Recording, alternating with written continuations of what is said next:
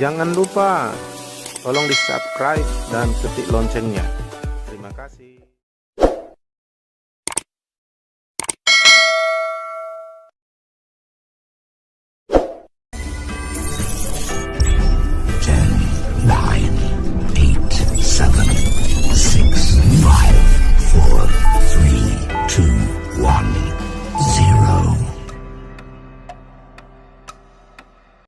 Supaya kita tidak tergoncangkan, kita harus hidup dalam kerajaan Allah.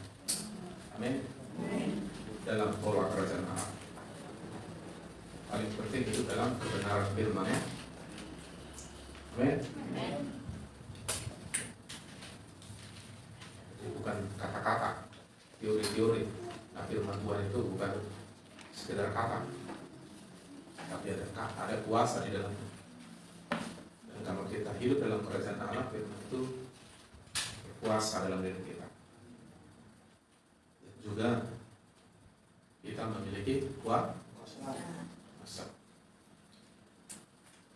Dan itu bukan dari dunia, itu dari surga, dari Allah. Saat kita mencari kerajaan Allah, kita mendapat. Nah, itu firman, kita lakukan aja berapapun harganya. Dan itulah menabur, itulah mati bagi diri sendiri, itulah mati dalam kedagingan, itulah cara hidup dalam kebenaran. Begitulah pola kerajaan Allah. Karena kalau kita nggak hidup dalam pola kerajaan Allah, kerajaan iblis masih mempengaruhi, menggoncang dan sebagainya. Ujung-ujungnya akan jatuh. Karena rumah yang dibangun di atas pasir dan roboh, rusak hebat kata kita. Tapi rumah yang dibangun di atas batu karang, itulah orang mendengar firman dan melakukannya, tidak akan roboh. Iya. Jadi harus dimengerti ini. Ini bukan soal fanatik, ini bukan soal peraturan, ini soal hidup mati kita. Nah, firman kalau bekerja dalam diri kita, itu akan membawa hal yang baik dalam diri kita. Tapi kalau firman aja enggak kita terima, enggak kita cari, enggak kita kejar karena alasan itu dan itu. Dan apa yang Tuhan bisa kerjakan dalam diri kita? Sebab tanpa firman tidak ada sesuatu yang terjadi. Maka mencari kerajaan Allah itu artinya kita mencari firman. Berjuang, ya, karena tahu apa yang diperjuangkan. Jadi orang hanya berjuang untuk jasmani, hanya untuk hal duniawi, ya, lenyapnya itu semua. Dan itu tidak ada yang terbangun dalam diri kita. Ya, jadi kita doakan terus. Ya, apalagi kita sudah mau masuk kepada pemulihan pribadi keluarga di sini. Jadi harus kita betul-betul berdoa supaya apa yang Tuhan rencanakan terjadi. Teruslah dibangunnya, yang mau, nggak ada paksaan, itulah kehendak bebas tadi. Ya. Memang jemaat dan banyak orang tidak pala mengerti gimana merespon. Di WA group itu saya melihat banyak jemaat kurang merespon. Ya, jadi kita sebagai pelayan kasih contoh sama mereka, ingati pada mereka. Apalagi itu untuk kepentingannya harus direspon. Dan itu memang tidak gampang, nampaknya sendiri. Ya, saya sendiri di Kala contoh, para pendeta di dalamnya semua soal merespon itu sendiri. Ya, kenapa? Salah satu dalam respon itu ada mengkomunikasikan yang baik dan benar. Padahal kuliah mereka aktif di media sosial, Facebook dan sebagainya. Bahkan hal-hal yang tidak terlalu penting pun di WhatsApp mereka aktif. Tapi begitu ada hal-hal yang penting dikomunikasikan, itu mereka kurang. Jadi banyak orang ingin membangun hubungan tetapi tidak merespon, ingin membangun hubungan tetapi tidak membangun komunikasi.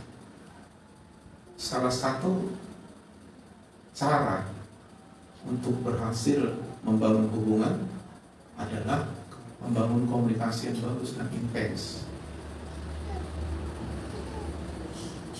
Mengkomunikasikan sesuatu dengan baik dan benar. Nah, nampaknya seperti ini, tapi sebenarnya, nah beberapa para pelayan GPD Pemulihan itu masih belum mengerti, khususnya yang Kembangan, pada Alaban, apalagi yang KSC dan seterusnya.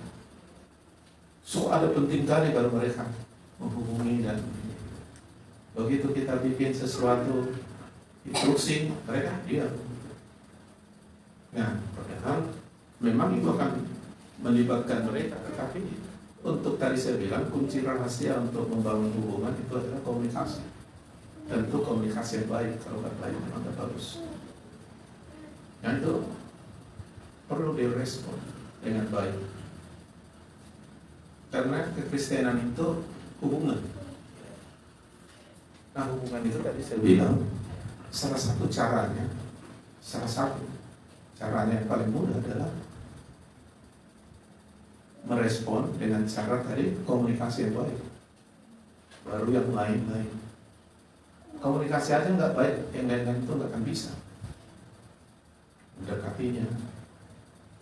Bahkan Tuhan pun menguji kita dengan cara begini. Dia sendiri sudah buka pintu. Artinya dari pihak Tuhan sudah merespon, membuka pintu. Marilah kepada aku yang bertidur sudah dikasih tahu. Tapi ketika orang tidak merespon lalu datang kepada Tuhan, salah satu tadi yang sudah membangun hubungan dengan komunikasi, maka tidak akan pernah ada hubungan yang terbangun. Yakobus 4 ayat yang ke-8, Tuhan bilang, mendekatlah kepadaku, karena aku akan mendekat kepadamu. Nah, salah satu cara mendekat, salah satu adalah membangun komunikasi. Jadi Tuhan pun tidak pernah bisa dekat dengan kita kalau kita tidak mendekat kepadanya. Nah, salah satu membangun hubungan supaya dekat dengan Dia, komunikasi yang baik. Begitulah juga kita dengan saudara kita seiman. Untuk kita bisa saling membangun, kita bangun dulu hubungan. Tapi hubungan itu bisa dibangun kalau kita sudah dulu membangun komunikasi yang baik. Dan itu memang gak bisa dibuat-buat, tapi itu merupakan satu pengertian, satu kebutuhan, satu tindakan karena kita butuh dan ingin. Tapi dengan kita tidak berusaha membangun hubungan, itu artinya kita memang gak butuh. Kita cuek, kita tidak peduli, kita sibuk dengan diri sendiri. Dengan kita tidak membangun komunikasi, itu juga bukti kita tidak sedang berusaha membangun hubungan. Makanya sampai ada jurusan telekomunikasi, jurusan komunikasi dalam perguruan tinggi, komunikasi internasional dan sebagainya, public speaking dan sebagainya, ada itu. Bahkan apa yang kita pakai, Facebook, WhatsApp dan sebagainya itu adalah bagian dari komunikasi. Nah, penting. Jadi tidak akan bisa seseorang itu benar-benar dekat dengan Tuhan atau dengan orang-orang kalau tidak membangun komunikasi yang baik. Ini harus saling. Jadi kita tidak boleh hanya karena kepentingan kita baru kita datang sama Tuhan. Karena kepentingan kita saja kita baru bangun hubungan yang sementara, komunikasi yang sementara. Ada orang sifatnya emergency. Dan itu bukan membangun hubungan, itu hanya memanfaatkan kepentingan diri sendiri yang kita. Padahal hubungan itu bukan itu, saling dia.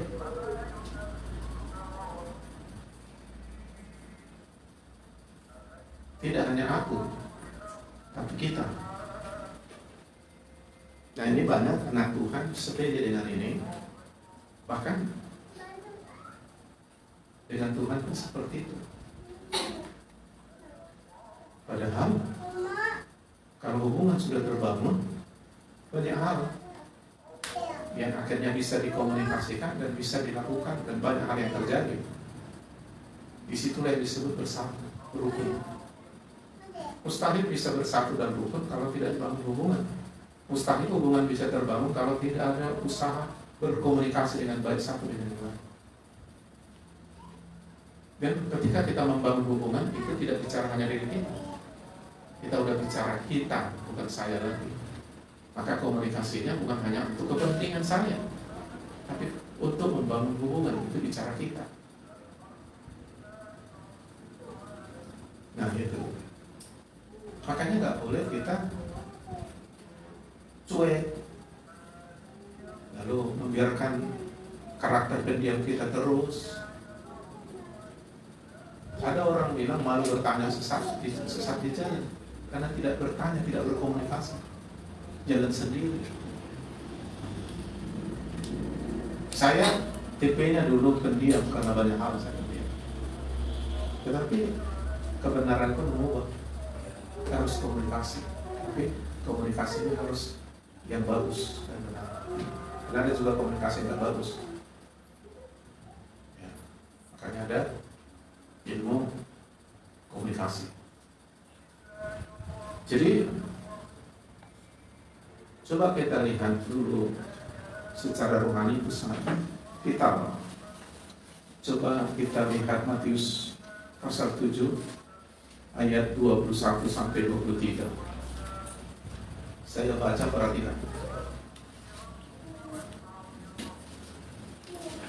Matius 7 ayat 21 sampai 23.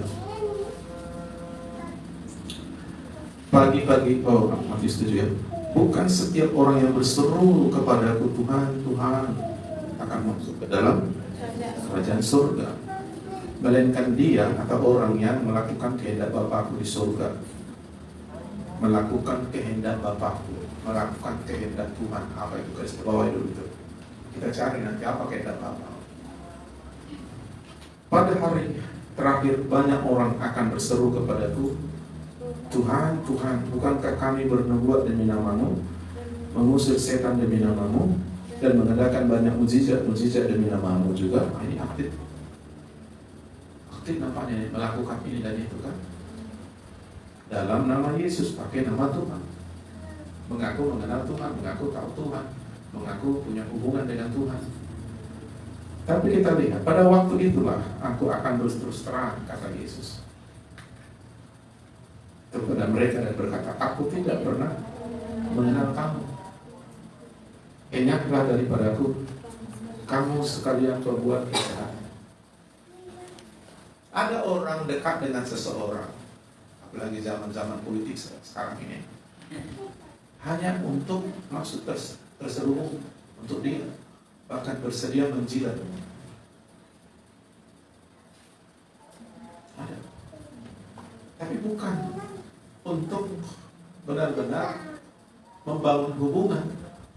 Kata mengenal di sini, kalau arti bahasa aslinya itu ginosko, epiginosko, hubungan intim. Hubungan intim. Yang tadi hubungan dibangun dengan komunikasi yang baik.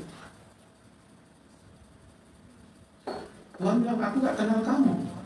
Mereka saja mengaku, berseru, mengaku melakukan ini dan itu. Tapi Tuhan bilang, aku gak kenal kamu. Artinya aku gak pernah punya hubungan dengan kamu. Mereka hanya mencari keuntungan dari Tuhan aja dengan banyak hal yang mereka lakukan. Memanfaatkan. Ada orang suka memanfaatkan. Banyak orang-orang di luar sana karena kita baik, dimanfaatkan kita karena kita baik. Dia coba-coba mendekati kita, dimanfaatkan. Kalau tujuannya betul-betul membangun hubungan, apalagi sampai berkorban untuk orang-orang yang katanya dia melakukan tertentu. Kenapa korupsi begitu kuat di Indonesia? Karena sistemnya sudah dibangun dan masyarakat terbangun. Kalau mau bupati harus kasih uang ke masyarakat supaya dipilih. Jadi masyarakat ini nilai, oh ini baik kasih uang, ini enggak, ini aja dipilih. Dia pilihnya. Padahal orang ini memanfaatkan. Si bupati memanfaatkan supaya dipilih menang dia. Dan setelah itu dia nggak peduli dengan si pemilih. Si pemilih pun yang penting aku uangnya. Dari bupati pun kau suka musik kepentingan tutup. Sehingga para yang lain pun, kalau aku nggak kasih uang nggak dipilih, aku berlomba-lomba loh untuk pilih bupati, gubernur, presiden, DPRD sampai ke pusat, semua. Siapa yang lebih banyak uangnya dimanfaatkan, dia ke situ. Ini coba disuruh aku mau calon bupati, tolonglah bantu dukung saya dan dana, belum tentu mau. Kalaupun ada yang mau pengusaha, tapi kasih aku proyek ini nanti ya, ini ya, pasti. Jadi artinya dimanfaatkan. Dia melakukan itu hanya untuk kepentingan. Nah, saya percaya orang yang ditolak Tuhan ini yang mengatakan sudah melakukan sesuatu untuk Tuhan, dia memanfaatkan Tuhan untuk kepentingannya, untuk segala macam. Nggak murni untuk hubungan. Iya. Makanya keras sekali korupsi di Indonesia sudah. Kenapa? Untuk kepala desa aja dibuang. Orang itu cerita untuk bisa jadi DPRD itu kalau dia tingkat kabupaten dia harus siapkan uang di atas 100 juta. Kalau enggak usah mencalon. Apalagi provinsi, apalagi pusat, miliar. Apalagi mau calon bupati, gubernur, wah itu udah miliar bicara. Padahal gajinya berapa? Kita tahu gajinya berapa. Katakan 60 juta DPR. 60 juta kali 5 tahun berapa lagi? Padahal uangnya sudah habis 5 miliar. Mana pulangnya? Jadi mana? Ya pasti dia lakukan kejahatan. Makanya Tuhan bilang, ini kau sekalian berbuat kejahatan. Makanya kalau orang hanya ambisi kekuasaan, uang dan tahta, terjebak. Popularitas. Buktinya mereka tidak membangun komunikasi yang baik dan intens. Ya. Begitu menang si bupati, mana ada lagi komunikasi yang bagus ya. Dan siapa ini? Si pemilih ini aku udah dapat 300.000, udah gak penting. Jadi masing-masing melakukan demi kepentingannya. Tapi mengakunya seperti wah kayak penjilat kan. Nah, jadi ini komunikasi tidak bagus tentu, hubungannya pun tidak bagus. Ada calon bupati sampai datang ke rumah, begitulah hormatnya kan. Jadi begitu menang dia bupati, tadi lagi undangnya kami, ya udah menang kita makan-makan dulu bah, cerita-cerita. Tapi sebelum dia menang, sampai kita ajak kopi. Pernah kami ajak ngopi di sana di Jalan Baru sana Janji. Itu kayak kawan gitu. Jadi itu udah menang, menjumpai dia bos, payah. Jadi komunikasi yang tidak baik, tidak intens. Kenapa? Tujuannya tidak jelas. Hanya untuk kepentingan sesaat, kepentingan pribadi. Ya. Nah, jadi Tuhan mau kehendaki adalah hubungan. Makanya dia bilang, ini ada daripada aku tidak kenal kamu. Tidak ada hubungan.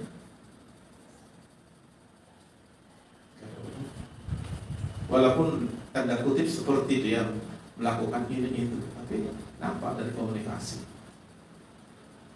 Jadi apa rupanya yang dikehendaki Tuhan rupanya? Yang paling dari kita bilang. Menurut saudara apa yang paling dikehendaki Tuhan dari kita? Uang atau apa? Hah? Coba perhatikan Hosea 6 ayat 6. Baca, satu orang membaca. Hosea 6 ayat 6. Sebab aku menyukai kasih setia dan bukan korban sembelihan, dan menyukai pengenalan akan Allah lebih dari korban bakar. Iya. Sebab aku menyukai kasih setia, itu kasih berarti ya. Kasih kan tidak menuntut balas, tapi justru berkorban. Dan bukan korban sembelihan. Kalaupun kita memberi korban itu sebenarnya ungkapan kasih, tindakan kasih. Tapi kalau kita nggak mengasihi, kita kasih pun korban. Tuhan bilang di Yesaya 1, siapa menuntut itu dari kamu? Ya kan? Kamu rayakan tiap ini, hari ini. Siapa menuntut? Engkau yang menanggungnya.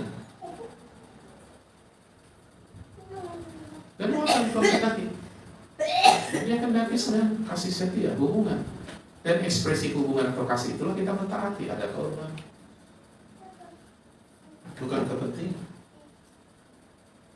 Dan menyukai pengenalan akan Allah lebih daripada korban perkara. Lebih dari apa yang bisa kita lakukan. Dia mau kita mengenal dia. Artinya hubungan yang kita bangun dengan Tuhan. Aku lebih suka kamu mengenal aku dalam ejaan yang lain. Aku lebih suka kamu mengenal aku dan selalu mengasihi aku daripada kamu membakar dan mempersembahkan korban padaku. Bahkan Alkitab bilang mendengar jauh lebih baik daripada korban.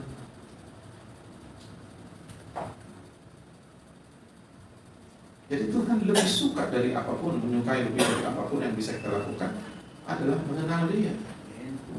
Sehingga kita mengasihi dia. Apapun yang kita lakukan itu karena mengasihi dia. Sementara di Matius 7 ini, aku udah lakukan ini, gak ada mengasihi, gak ada hubungan. Jadi banyak nanti orang-orang yang nampaknya melayani, tapi gak masuk surga. Malah dibilang contoh pembuat kejahatan. Kenapa? Kenyataannya dia sebenarnya memampakkan Tuhan, memampakkan orang lain. Begitu dituntut pengorbanan dia gak mau. Dia mikir untungku apa. Makanya Tuhan bilang, aku suka kasih setia, bukan ini itunya. Dan aku lebih menyukai pengenalan, hubungan mengenal aku kamu daripada yang lain. Nah, untuk membangun hubungan itu kan tadi saya bilang kita bangun komunikasi yang baik, yang intens, dan waktu butuh. Kenapa jemaat banyak gak dekat dengan gembala? Ya karena mereka sibuk dengan diri. Kalau perlu baru dia datang. Jadi ada geois. Tapi kalau ditanya, oh itu pendetaku katanya, tapi gak ada hubungan. Itu juga, Tuhan. Kami udah lakukan kok ini itu. Tuhan, bukan itu yang terpenting. Aku mau kasih setia, aku mau kamu mengenal aku lebih dari yang lain. Seolah-olah kalau nggak itu, aku nggak mau terima kamu apapun itu. Karena semua kamu lakukan untuk kepentingan dirimu, dan itu dikatakan pembuat kejahatan. Semua orang yang iri dan mementingkan diri sendiri itu kejahatan di mata Tuhan. Yakobus bilang, di mana ada iri kepentingan diri sendiri, di situ segala macam kekacauan dan kejahatan.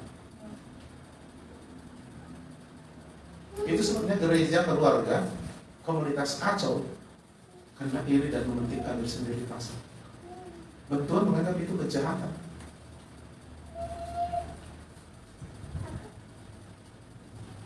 Yang saudara sudah melayani, memimpin pujian, main musik, berkhotbah, doa. Pertanyaanku, hubungan kamu dengan Tuhan gimana? Kalau kamu bilang bagus, lalu saya bertanya, apakah komunikasi kamu intens dengan Tuhan terus dalam membangun hubungan ini? Contoh, Tuhan bicara kepada kamu melalui firman, kamu dengar dengan baik, kamu respon, atau kamu terus berdoa, berbicara kepada Tuhan. Kan komunikasi dua arah ini. Yang kita kenal persekutuan dengan Tuhan, saat teduh. Kalau enggak, kamu melakukan itu karena hobi. Ada orang hobi yang lain berkhotbah. Apalagi jadi pendeta kan agak terhormat kan, ya kan? Apalagi ada pula uangnya nanti ya. Hobi, karena dia hobi main musik, dia mau lakukan. Dia hobi nyanyi, dia mau ikut tim puji-pujian. Dia hobi ngomong, dia hobi memimpin, dia ngomong, dia memimpin. Tapi pertanyaan, apakah Tuhan sudah menilai apa yang kau lakukan itu dia suka? Kalau bukan karena kau mengasihi Tuhan dan hubunganmu dengan Tuhan, kau lakukan itu, Tuhan bilang, siapa yang nuntut itu dari kamu? Makanya pujian penyembahan kita itu hanya ekspresi tentang apa yang kita alami tentang Tuhan dan firman. Ketaatan itu pun ekspresi bagaimana kita menyatakan cinta kita kepada Tuhan. Atau pelayanan apa aja pun yang kita lakukan sama Tuhan, mau kasih uang, mau pembangunan, memberikan diri, mempersembahkan tubuh. Kalau tidak mengasihi, katanya, meskipun kau menyerahkan tubuh untuk dibakar, itu juga gak ada guna. Kan itu bilang 1 Korintus kan? Bukan maksudnya, berarti Pak kalau orang mengasihi Tuhan, hubungan intim dengan Tuhan, berarti gak kalah penting memberi persembahan. Gak, justru Tuhan lihat buahnya juga. Karena orang yang sudah diselamatkan pasti berbuat baik. Tapi orang berbuat baik bukan supaya diselamatkan. Itu kan terbalik. Lain itu ceritanya. Kita selamat bukan karena perbuatan baik, tapi kita yang diselamatkan memang menampakkan perbuatan baik. Justru karena kita sudah diselamatkan, kita berbuat baik. Justru karena kita mengenal Tuhan, mengasihi Tuhan, kita mentaati Tuhan apa yang diperintahkan. Melayanilah, inilah semua.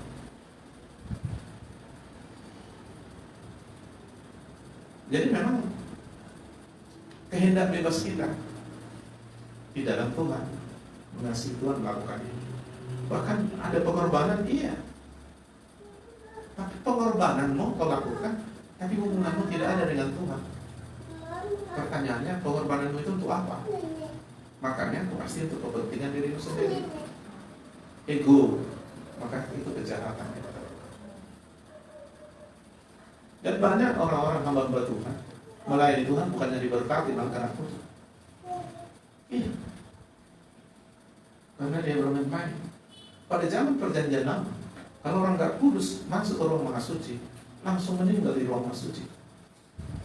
Makanya kalau orang mau ketemu dengan Tuhan di ruang maha suci, orang itu harus betul-betul menguduskan diri.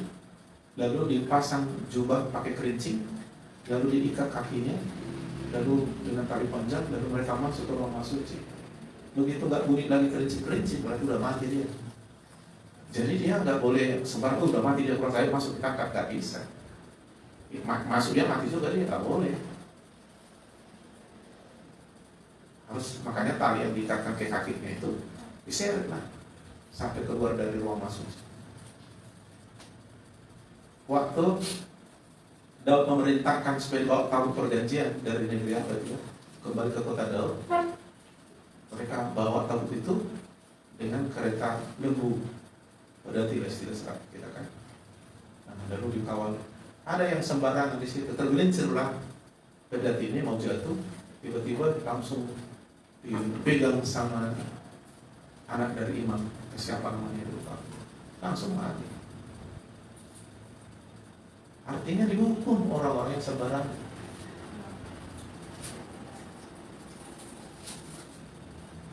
Makanya aku kadang-kadang melihat banyak pendeta cuma gimana dalam bagi kawan-kawan ini nanti kan. Banyak yang tanpa sadar mereka sebenarnya sudah dihukum. Bukan yang diberkati kayak pelajaran kita 4 generasi kan. Itu hukum. Coba anak pendeta ada yang gila, ada yang kawin cerai macam-macam. Kenapa?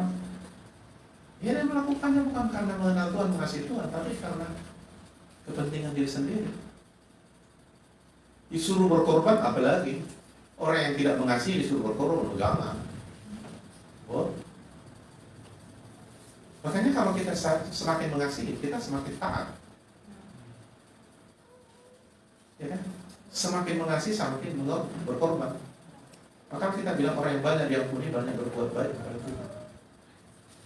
Kenapa? Sadar dia, apa yang harus kubuat Tuhan? Aku sudah diampuni. Lalu dia menyerahkan dirinya, kusarkan hidup Tuhan. Kalau dia punya harta, dia serahkan harta. Gak ada yang menyuruh itu. Ketika si Zakeus merindukan Tuhan, mana yang dekat di Tuhan? Dia seorang pemungut cukai, tapi hatinya ingin kenal Tuhan. Siapa itu? Begitu didengarnya Yesus dikerumuni banyak orang, dia pendek. Gimana cara? Akalnya ada juga, dia berusaha, dia manjat. Didengar Yesus, Dan Yesus tahu ini orang rindu, walaupun tanda kutip dia adalah orang pendosa. Karena Tuhan bukan melihat dosanya, melihat kerinduan hatinya buat Tuhan. Dan dia datang untuk orang berdosa, tapi yang merindukan dia. Yesus berkata, turun Zakheus, aku mau singgah di rumah. Karena ini memang kerinduan dia. Senangnya orang luar biasa. Padahal sebenarnya tidak ada yang ditawarkan Yesus kepada dia, aku akan datang berkati menanti dan tidak ada. Tapi karena kerinduan dia, ini terus aku dengar Yesus ini, luar biasa ya. Kamu dia, ini dia berusaha sampai manjat, bayangkan. Kalau orang Paris memuncul kayak si Zakheus ini, orang kaya itu. Karena dia memungut cukai, dia bilang negara yang satu, kutip apa pajak, misalnya 100.000, dibilangnya 200.000, sama dia 100. Kalau gak berani tekan, dan itu diizinkan sama pemerintah. Makanya pada zaman Yesus pemungut cukai itu gak disukai oleh masyarakat dan pendosa karena dia melakukan tugas pemerintahan itu penting. Kaya. Begitu Yesus bilang, aku mau singgah dari rumah, senang kali. Langsung dia ini persilakan Yesus. Langsung dia bilang, setelah dia komunikasi dengan Yesus, dia kagum menginginkan Tuhan. Dia bilang, Tuhan, saya harta aku beri. Nah, ada Tuhan bicara, kalau kau mengasihi aku, kau harus kasih hartamu, terus puluhan ini ada bicara. Dan dia bilang sama masyarakat yang mengikut Yesus ke rumah Zakheus. Sebelum dia bilang, Yesus ini kok mau diundang sama pendosa, sebagian termasuk orang-orang Farisi yang mengajak dia. Lalu dia bilang, seandainya ada kamu yang kuperas, kuganti 3 kali lipat. Kenapa dia melakukan itu? Nggak ada ya, bukan lagi dia yang menipu, Yesus dia pendosa, dia tukang korupsi. Wah, nggak ada itu. Tapi dia bilang, kenapa? Itulah ekspresi dia ketika dia menerima kebenaran dari Yesus. Ketika dia menikmati hubungan yang luar biasa dengan Yesus. Beda dengan seorang kaya yang mengejar Yesus ketika Yesus dalam perjalanan. Guru, aku bertanya, perbuatan baik mana lagi yang harus kubuat supaya aku masuk kerajaan Allah? Tuhan bilang, lakukan perintah Tuhan. Oh, sudah kulakukan. Semua yang dilakukan hanya untuk dirinya. Yesus bilang, satu lagi, jual semua hartamu, kasih sama orang miskin, ikut aku. Berhenti. Karena bagi dia, aku mau melakukan ini asal untuk kepentingan. Jangan sampai aku pokoknya boleh masuk surga berapa aku bayar. Dan harusnya hubungan gitu. Dia mau nilai dengan uang. Ya, uang masalah dia karena dia orang muda yang kaya. Di mana hartamu berada? Artinya uang, hidupnya uang. Maka Yesus bilang ini harus dibongkar ini. Jual semua hartamu, kasih sama orang miskin, ikut aku. Berarti bagi dia lebih penting harta daripada surga. Ya, apalagi disuruh serahkan hidupmu untuk mentaati aku. Berada di harta aja enggak, apalagi hidupnya. Akhirnya dia sedih dan tidak mengikuti Yesus. Alias tidak masuk surga.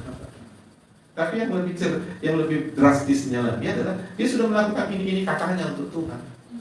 Tapi Tuhan bilang, kamu nggak pernah punya hubungan denganmu. Sebenarnya kau lakukan itu kejahatan karena bermuara kepada kepentingan diri sendiri. Jangan terjebak di situ. Harus kita melakukan apapun karena kita mengasihi Tuhan dan kita mau membangun hubungan dengan Tuhan berapapun harga. Nah, salah satu kunci untuk membangun hubungan komunikasi. Jangan kamu hanya doa ngomong sama Tuhan minta ini minta itu. Kamu harus juga mau dengar Tuhan karena mendengar lebih baik dari korban persembahan. Mengenal Tuhan, membangun hubungan dengan Tuhan, itu lebih dari korban bakaran. Jadi komunikasi Tuhan bicara amin Tuhan, yes Tuhan. Atau kita ngomong sama Tuhan. Jadi satu dulu itu adalah dasar daripada kita praktekin mencari dahulu kerajaan Allah setiap hari. Dan kalau kita belum melakukan itu, tetapi kita lakukan ini itu yang nampaknya spektakuler hebat, bila penting kita tonjolkan, kita tunjukkan betapa hebatnya kita, Tuhan kan itu kesombongan kejahatan. Kayaknya di akhir zaman banyak orang bilang, akhirnya Tuhan bilang, kenyang, aku tidak akan apa. Karena banyak kadang-kadang orang mengikut Yesus ini tanda kutip berkorban katanya. Sebenarnya dia bukan berkorban, kayak main judi, kayak menyembah berhala. Menyembah berhala kan kasih ini supaya dapat ini. Padahal sebenarnya firman Tuhan sudah menjanjikan kalau kita dapat firman sudah pasti diberkati. Gak usah pun kita harus seolah-olah Tuhan aku kasih persepuluhannya supaya kau kasih aku 30 60. Itu namanya memanfaatkan Tuhan. Tapi kalau orang mengasihi itu kan, kalaupun dia sudah lakukan itu, Tuhan seolah-olah tidak memberkati dia, itu gak penting karena aku mengasihi Tuhan. Dan Tuhan paling memuji firman-Nya pasti digenapi. Amin. Gak usah kita cari Tuhan berkati. Udah jelas melakukan perintah supaya berkati. Tapi pertanyaannya, kita melakukan firman supaya kita diberkati atau supaya kita menunjukkan bahwa kita mengasihi Tuhan. Itu dua hal yang berbeda nampaknya. Nampaknya gak apa-apa, tapi sebenarnya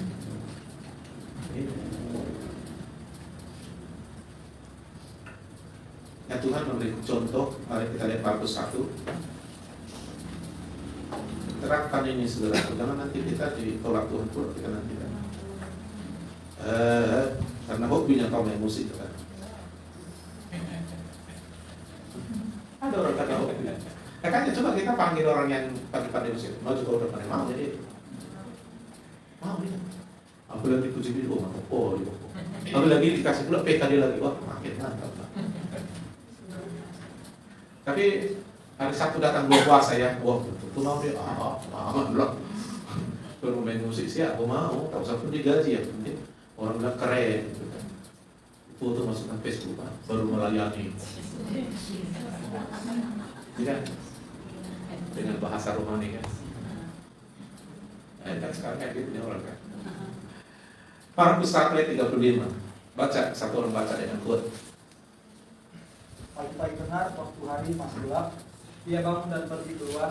Dia pergi ke tempat yang sunyi dan berdoa di sana. Iya, karena Yesus sebagai manusia 100% tidak memakai peran untuk bisa mengasih contoh sama kita bagaimana kita bergantung berharap mengandalkan Tuhan bangun hubungan. Lalu dia lakukannya. Pagi-pagi benar, waktu masih hari gelap. Itu antara jam 3 sampai jam tengah 5. Dia pergi keluar, maksudnya tempat yang bagus lah untuk dia pribadi, yang sunyi, berdoa di sana. Daud juga melakukannya. Dan dia juga melakukannya. Bahkan dalam ayat lain, Tuhan memberi anugerah yang baru setiap hari. Itu pagi-pagi. Maka dia datangi kamu setiap pagi. Mana turun pagi-pagi.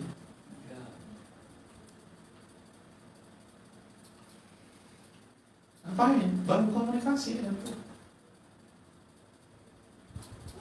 Lalu Tuhan bicara nanti sama kita. Kita bicara sama Tuhan, komunikasi dua arah. Kalau yang tampil-tampil itu banyak motivasi. Ya kan? Apalagi dipuji orang-orang. Penting dipuji Tuhan kan? Kalau dipuji Tuhan kita dapat berkat surprise tadi. Itu bukti Tuhan memuji kita. Seperti Tuhan memuji usahanya si Salomo karena mentaati Tuhan melalui ayahnya si Daud. Dengan sungguh-sungguh dia membangun bait suci. Lalu Tuhan datangi dia. Kau sudah melakukan apa yang dikatakan oleh ayahmu, dan karena ayahmu, apa yang kau minta dari aku? Kasih surprise, menyenangi hati Tuhan dia. Ya, jadi yang paling Tuhan senang dari kita tadi Hosea 6 ayat 6, kita bangun hubungan. Enyah daripada aku tidak mengenal kamu. Maksudnya mengenal apa itu? Bangun hubungan. Dikatakan bahwa enyah daripada aku tidak mengenal kamu. Tidak ada hubungan terbangun. Di balik apa yang dilakukan, itu tidak ada hubungan dia dengan Tuhan, tapi untuk kepentingan dia sendiri. Dan itu jahat di mata Tuhan. Jadi kalau dibilang aku mau mencari perkenananmu Tuhan, itu melakukan tidak apa itu? Mengasihi Tuhan, membangun hubungan dengan Tuhan. Dan apapun yang kita lakukan berkenan sama Tuhan. Kalau tidak, Tuhan malah bilang, siapa menuntut itu dari kamu? Korban bakaran apa? Coba Yesaya kita lihat, dia marah di sini. Yesaya pasal 1 ayat 2 mulai ya. Dengarlah hai langit dan perhatikanlah hai bumi, sebab Tuhan berfirman, aku membesarkan anak-anak dan mengasuhnya, tetapi mereka memberontak terhadap aku. Lembu mengenal pemiliknya, tetapi Israel tidak. Keledai mengenal palungan yang disediakan tuannya, tetapi madu tidak memahaminya. Celakalah bangsa yang berdosa, kaum yang syarat dengan kesalahan keturunan yang jahat. Anak-anak yang berlaku buruk, mereka meninggalkan Tuhan Maha Maha Kudus Allah Israel dan berpaling membelakangi Dia. Di mana kamu mau aku pukul lagi, kamu bertambah murtad, seluruh kepala sakit dan seluruh hati lemah lesu, dan dari telapak kaki sampai kepala tidak ada yang sehat. Bengkak dan biru dan luka baru, tidak dipijit dan tidak dibalut dan tidak ditaruh minyak. Negerimu menjadi sunyi sepi, kota-kota terbakar. Di depan matamu orang-orang asing memakan hasil dari tanahmu. Sunyi sepi negeri seolah-olah tidak membalikkan hasil. Putri Sion tertinggal sendirian seperti kebun anggur. Ini Tuhan sedang marah. Lalu kita lihat ayat 10. Dengarlah firman Tuhan, hai pemimpin dan pemimpin manusia seluruh, perhatikanlah pengajaran Allah kita, rakyat manusia bermoral. Untuk apa itu korbanmu yang banyak-banyak? Firman Tuhan, aku sudah jenuh akan korban-korban bakar berupa domba jantan, akan lemak dari anak lembu gemukan, dari lembu jantan, domba-domba dan kambing jantan. Tidak kusukai. Apa yang disukai Bapak? Apa yang disukai Tuhan? Pengenalan. Apabila kamu datang untuk menghadap hadiratku, siapakah yang menuntut itu daripada membawa kamu menginjak pelataran bait suciku? Jangan lagi membawa persembahanmu yang tidak sungguh, sebab baunya akan menjijikan bagiku. Kalau kamu menerayakan bulan baru dan sabat aku dan mengadakan pertemuan-pertemuan, aku tidak tahan lihatnya karena perayaan itu penuh kejahatan. Perayaan bulan baru dan pertemuan-pertemuan yang tetap aku benci melihatnya, sebab semuanya itu menjadi beban bagiku, aku telah payah menanggungnya. Apabila kamu menadahkan tangan untuk berdoa, aku akan memalingkan mukaku, bahkan sekalipun kamu berkali-kali berdoa, aku tidak akan mendengarkannya, sebab tanganmu penuh dengan darah. Gak ada hubungan, malah mereka dibilang melakukan kejahatan. Sudah bersihkan dirimu. Tapi mereka terus melakukan korban-korban, ibadah-ibadah. Sampai Tuhan bilang, siapa yang tuntut itu darimu?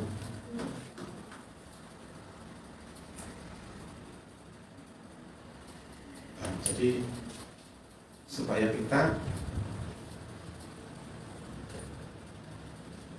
mencari perkenanan Tuhan seperti itu. Satu rumah itu. Kenapa? Karena itu kehendak Tuhan. Kau dekat dengan Dia, kau tak perlu kejar berkat. Kalau kau dekat dengan Tuhan, kau sudah ada di sumber berkatnya. Iya kan? Dan Tuhan sudah janji, jika kamu tinggal dalam aku dan firman-Ku tinggal dalam kamu, ya udah berkenan kita minta apa saja. Yang penting perkenanannya. Apa yang paling Dia suka?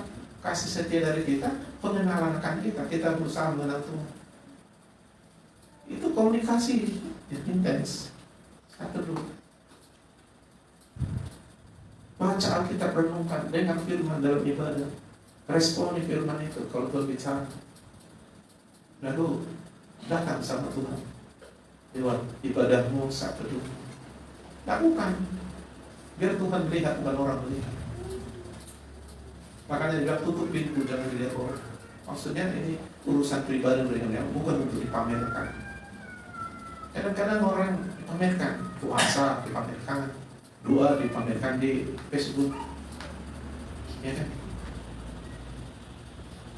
Nggak usah, kalau orang tahu nggak apa-apa. Tapi apa yang dipamer-pamerin? Seolah-olah gila, lihatlah betapa rohaninya kami. Tiap minggu kami buat puasa. Iya, kalau berkenan sama Tuhan, tak berkenan pula kan. Kata orang, dia lari. Dia apa-apanya dia doang puasa, kayak gitu-gitunya hidupnya katanya kan.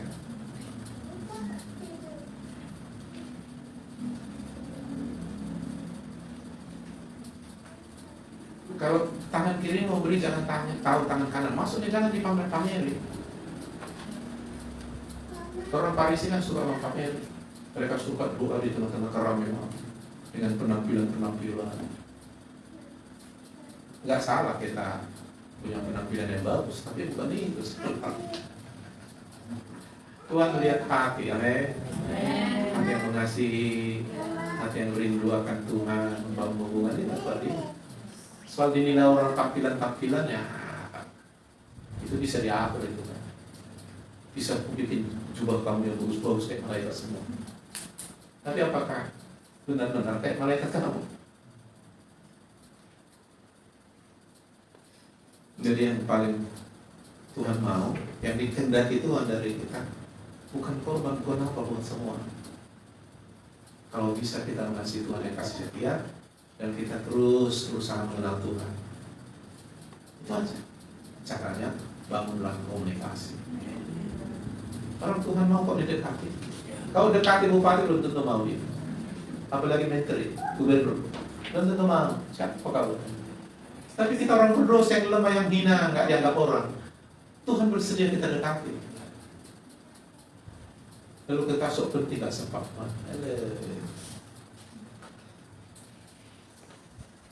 Lalu sibuk kita sok-sok melayani Tuhan, sok-sok tampil.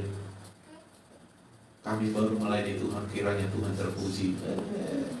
Facebook langsung.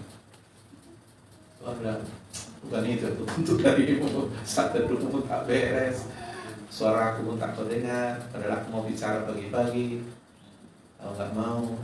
Tapi kalau urusan tampil-tampil, waduh heboh kau. Ada orang memang suka tampil-tampil. Bukan maksudnya adik, kalau gitu Pak, gak usah tampil, kalau suara pemimpin jangan. Bukan itu maksudnya. Kok tampil ini, maksudnya ngapain kalau mau tampil-tampil, ngapain? Supaya dikenal orang, dan orang hebat, betapa hebatnya Tuhan. Kau sedang melayani dirimu atau Tuhan?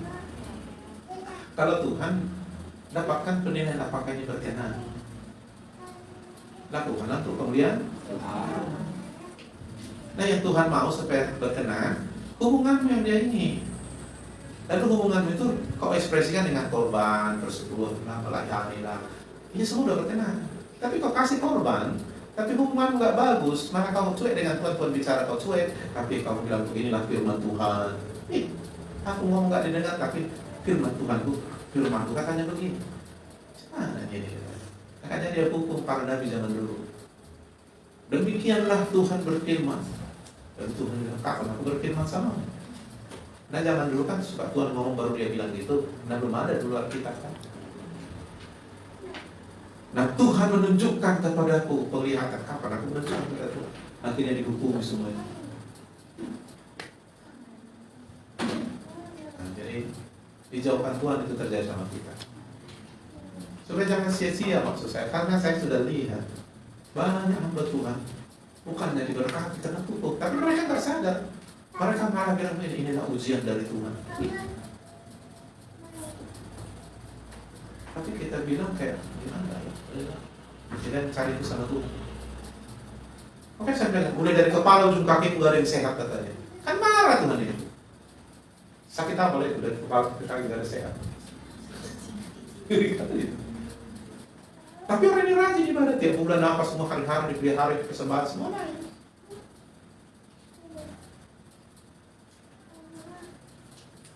Padahal Tuhan bilang aku akan bikin perbedaan orang beribadah dengan tidak beribadah. Tapi ketika nggak ada perbedaan, jadi nama Tuhan dicemarkan. Lalu iblis dia memakai kesaksian yang gak bagus. Dia lah kan, kalau sudah melayani, kami berkati Tuhan atau kau sudah kau melayani. Udah udah banyak kau lakukan ini. Dan kita nggak koreksi, kita lakukan ini itu, berkenan nggak? Berkenannya, apakah kita lakukan sesuai kehendak Tuhan? Kalau iya, apa kehendak Tuhan? Apa kehendak Tuhan? Hah? Yang paling Tuhan mau sebelum kasih persepuluhan, sebelum melayani, bahkan menyerahkan tubuh untuk dibakar, apa kehendak Tuhan? Hah? Hosea 6 ayat 6 tadi. Hati kita mengasihi kasih setia. Aku menyukai kasih setia. Aku menyukai pengenalan akan Allah lebih daripada korban pertama. Itu sebenarnya. Mana lebih penting? Kalau kita mau menyenangi hati orang tua kita, memberi uang banyak-banyak, atau kita menyenangkan hatinya dengan hidup kita? Bisa nggak kita senangi orang tua tanpa kita beri uang 1 miliar, 100 juta? Bisa. Atau kita beri 100 juta, tapi kita nggak ada komunikasi dengan orang tua. Tapi kau udah mengasihi, kau kasih pula uang, wah, komplit lah kan? Kalaupun tidak, udah nyenangin hati orang tua aja udah. Makanya anak kecil pun bisa menyenangi orang tuanya. Apa? Kehidupannya.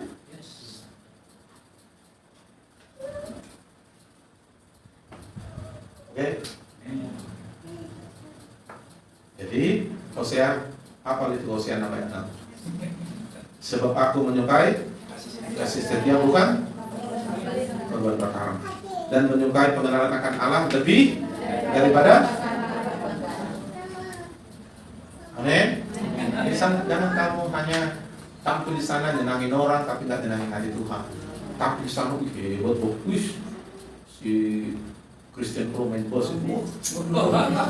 Datang orang tuanya dilihat kan, mau anak ini membantah tapi Tuhan kan.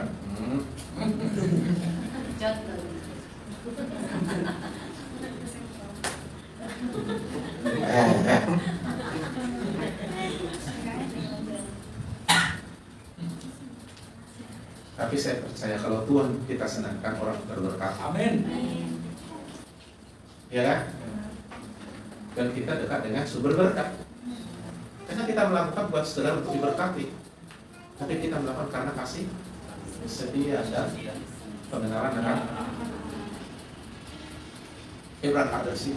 Itu makanya saya tahan melayani sesulit apapun. Saya kembali ke sini motivasi. Menjadi pendeta Pentakosta, kamu pikir gampang? Gampang. Kalau jadi pendeta HKBP agak enak sih. Enak. Tanpa STH, tempatkan, pandai khotbah, ramah-ramah sikit, udah aman. Ya kan? Apalagi sama orang kaya, ramah-ramah, cair kan? Agak bikin berwibawa gitu. Teman doa kita tiba ada doa perhal lebih itu. Udah lama gaji langsung. Jadi Pentakosta nggak cukup, harus melahirkan mereka secara rohani, membimbing mereka, siapkan rumah bagi mereka, siapkan makan bagi mereka. Makanya jadi pendeta Pentakosta harus kaya sebenarnya. Kalau nggak bisa. Iya. Coba lihat orang-orang yang coba mau mendirikan gereja atau pelayanan tapi nggak punya uang, nggak bisa. Lalu dia berdoa sama Tuhan dengan motivasi yang benar, baru Tuhan berkata baru bisa. Karena semuanya dimulai dari pendetanya. Mana ada digaji? Makanya ada satu gereja mulai persembahan 1, 2, 3 semua dibawa istrinya persembahannya, karena nggak ada makannya dari mana. Jadi nggak ada bendahara di sini. Kenapa? Ya ngapain pembangunan kolektif sana sini dia utamakan, ya kan? Ya dia datang lah ya, jemaatnya nggak mengerti, itu makanya semua gereja sama dia. Ya kalau nggak sama dia, apa beli berasnya? Hah? Kalau orang belum mengasihi Tuhan, baru-baru kasih persepuluhan, gereja aja pun syukur datang. Orang yang berani mengasih persepuluhan itu sudah mengerti firman, sudah mengasihi Tuhan. Karena uang itu berat itu sama manusia daging kan, segala-galanya. Nah jadi, lalu kalau nggak ada persepuluhan yang diserahkan Tuhan, sebenarnya Tuhan yang kasih, bukan jemaat. Kalau jemaat kasih sama Tuhan semua, dan Tuhan yang membalas kan, nggak perlu pendeta membalas itu. Kalau nggak ada, ya kolektif ini lah. Ya kalau jemaatnya banyak, kayak kita kolektif paling nggak sampai 1 juta 1 bulan pembangunan, terus uang kolektif 2 juta, ya mana cukup sama aku 2 juta. UMR berapa sekarang? Hah, cukup. Ambil itu berapa juta? Dari mana? Dari kas, ada uang dari kas. Lalu datang jemaat makan uang Pak Pendeta. Uang mana mau dimakan, orang politik nggak diambil. Makanya kalau nggak kuat nggak bisa. Kamu kan hanya kasih korban berapa ini terbangun ini. Kalau aku pikir pribadi, uang ini udah lebih 200 juta sama demikian. Bangun kos-kosan aja kalau lagi di mana-mana dapat uang. Iya kan? Tapi kenapa dilakukan itu? Bapak saya pun sampai bilang aku gila. Kenapa? Ya, aku merayakan Tuhan. Kenapa nggak pendeta anggap biasa nggak profeta besar? Dia tahu pendeta besar nggak uang. Ya aku mengasihi Tuhan lagi dahulu. Biarin majuan no biaro. Ya, Tuhan tidak mempermalukan orang yang percaya. Enggaknya kan? Haleluya. Jadi artinya kalau Tuhan sudah berkenan, apalagi sampai kepada posisi Yohanes 15 ayat 7, tahu Yohanes 15 ayat 7? Oh udah lah, udah kayak dikasih Tuhan sama kita cek kosong. Tulis berapa suka mudah. Tapi untuk kesini kan harus betul-betul posisi kita. Jika kau tinggal dalam aku dan firman ku tinggal dalam kamu, minta apa saja. Dan kalau untuk berbuah katanya, supaya apa yang kau minta kepada Bapa diberikan kepadamu. Kalau untuk berbuah katanya kan. Yohanes 15 ayat 16 kan. Makanya sampai saya tahu itu, enak juga ini janji Tuhan ini. Karena semua janji Tuhan enak. Amin. Nah orang yang mengasihi Tuhan memang melakukan itu. Amin. Kalau soal diberkati udah pasti diberkati. Mana ada orang di luar Tuhan gak diberkati? Di dalam Tuhan. Mana ada orang dekat dengan sumber air mati kehausan? Ada. Tapi ada orang yang memburu berkat bisa mati. Kekurangan berkat. Nah, habis berkat itu habislah dia. Ya, itu ya. Amin. Supaya motivasi kita melayani benar. Gak usah uang itu. Aduh, gampang kali lah sama Tuhan itu. Kadang-kadang aku pun sadari, karena aku kan, karena agak perlunya uang. Sama aja aku sama kayak kamu, butuh uang juga sama kan. Makin banyak kebutuhan orang, makin besar uang yang harus dipakainya kan. Contoh lah, saya punya mobil, bensin saya jauh lebih banyak dari bensin kamu kan. Bensin kamu satu hari 20.000, 10.000 udah cukup kan. Kalau aku mana cukup. Sekali mengisi 200, 300.000. Kamu 300.000 sebulan lebih kan. Ya lu, akhirnya saya mulai berbisnis ini. Kalau aku senang dapat 1 juta, kayaknya Tuhan senyum lihat saya. Anakku kau pegang parking 1 juta, begitulah giatnya kau kata Tuhan kan. Kalau kau bergerak dengan aku lebih dari situ, senyum Tuhan dia kata. Lalu pernah satu ketika aku sedang bersekutu dengan Tuhan, tiba-tiba saya ditelepon oleh seseorang, Pak, di mana? Di rumah. Sibuk enggak? Bisa ketemu? Ada apa? Ada ngobrol sekali. Makan siang kita, Bapak belum makan kan? Oh belum. Ya kebetulan aku lewat. Ngobrol dulu sharing Pak. Dari bulan lama nggak ketemu. Oke ya dia. Ketemu lagi di restoran, makan. Lalu ngobrol enak lah ngomongin. Lalu waktu kita nggak akhirnya, aku baru bisa dapat bayarinnya. Oke deh Pak, salaminya. Lu lihat, lumayan juga ya salam-salamnya. Maka sempat aku bilang, kau narik beca, belum dapat menjadi 1 minggu. Salam-salamnya yang bilang sama ada jemaat. Makan siang di restoran, disalami, tapi kita nggak ada kepikiran ke situ. Tak dikasih pun nggak apa-apa gitu. Makin dikasih ya senang kan. Tak diberkat, tak dikasih uang pun udah senang, tak boleh dikasih uang makin senang kan itu maksudnya. Haleluya. Ya. Dan nggak ada kepikiran. Kenapa?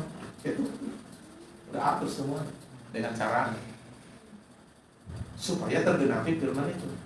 Kalau orang melakukan firman harus diberkati. Caranya itu Tuhan nggak seperti cara kita.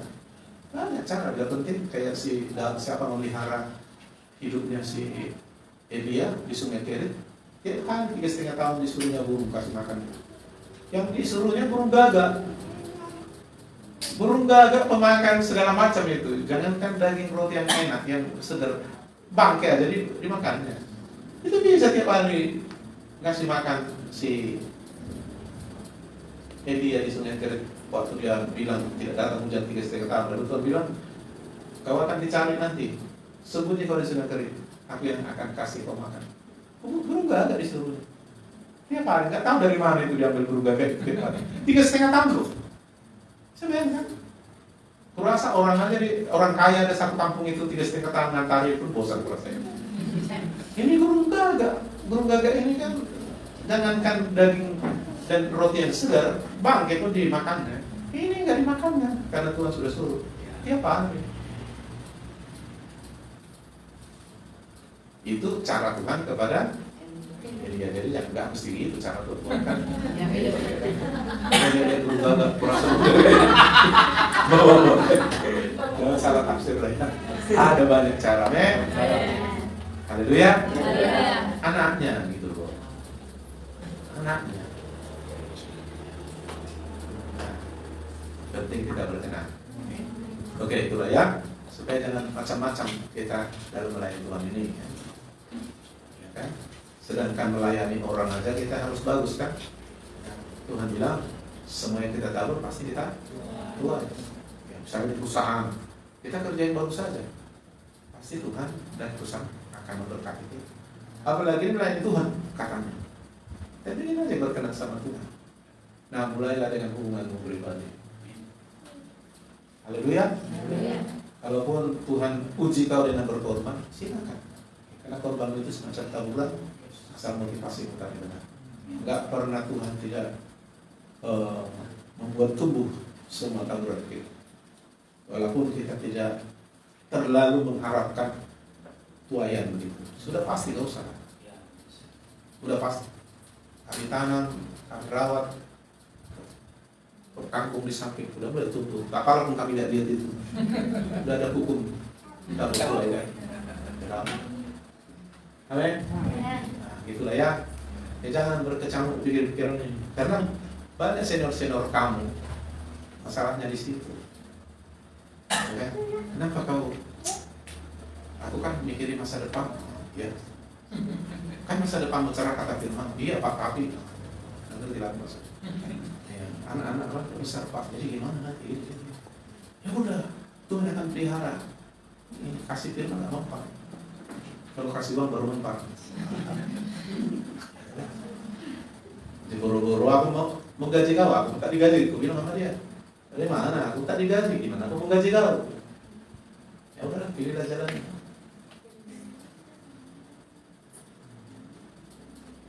Nah, lalu dia mulai cari. Maaf kalau pelayanan ini kita jadikan cari makan, salah kita. Ya, salah kan? Masa anak cari makan kerja di rumah, sekatrin anak-anak di rumah saya 4. Pak, aku udah nyapu ngepel rumah ya, gaji nanti aku ya. Lebih dari gaji, kau dapat uang kuliahmu, uang apamu berapa? Kok gaji? Anak dalam rumah juga seperti itu. Lebih dari itu tuh Bapak surgawi. Amin. Haleluya. Tentu beda-beda. Ini nabur udah banyak ya, banyak ada paknya. Ada. Kau misalnya nabur padi 1 rantai orang sana 6 hektar, beda lah pula. Banyak nabur banyak tuai kan gitu. Adilnya kan gitu kan. Haleluya. Haleluya. Pokoknya lakukan karena mengasihi Tuhan. Lalu kalau kita mau hitung-hitungan, berapa harga yang kita bayar rupanya untuk kita diselamatkan? Ya, Yesus yang bayar kan? Ya. Lalu apa yang sudah kita lakukan bersama Tuhan? Ditanggalkan, aku sudah beri persetujuan Tuhan, ditanggalkan. Berapa itu? Aku sudah berpuasa Tuhan. Ya, sampai mati terus saja kan? Tapi yang bisa kita lakukan apa? Ya memuji menyembah Dia, memuliakan Dia. Ya udah. Lalu kalau udah melakukan itu, ya udah. Itu yang Tuhan mau, ya udah.